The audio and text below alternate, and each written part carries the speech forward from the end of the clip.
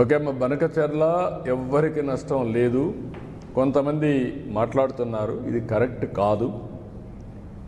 తెలంగాణలో కొన్ని ప్రాజెక్టులు నేను సమైక్య ఆంధ్రప్రదేశ్లోనే దేవాదులు నేనే పునాదులు వేశాను. ఆ రోజు లిఫ్ట్ ఇరిగేషన్ పెట్టా.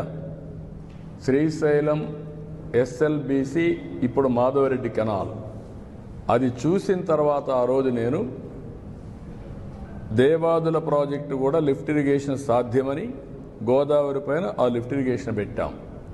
అదే సమయంలో ఇక్కడికి వచ్చిన తర్వాత ఆంధ్రాలో పుష్కర, తాటిపూడి 2 లిఫ్ట్ ఇరిగేషన్లు తీసుకొచ్చాను.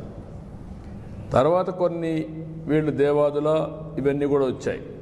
రాజశేఖర రెడ్డి ఉన్నప్పుడే ఎల్లంపల్లి అన్నారు, అది రాలేదు, అది కూడా పెద్ద స్కామ్ అయింది. తర్వాత ఈరోజు వీళ్ళు దేవాదులు తీసుకొచ్చారు. గోదావరిలో నీళ్లున్నాయి, పైన ఉండేవాళ్ళు వాడుకుంటారు, కిందలో వాడుకోవచ్చు. 2000 టీఎంసీ నీళ్లు సగటున 100 సంవత్సరాలు సముద్రంలోకి పోయినాయి.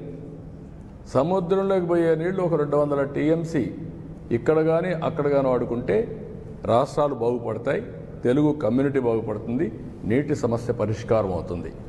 ఆ విషయమే నేను పదే పదే చెప్తున్నా. ఎవ్వరికీ నష్టం లేదు.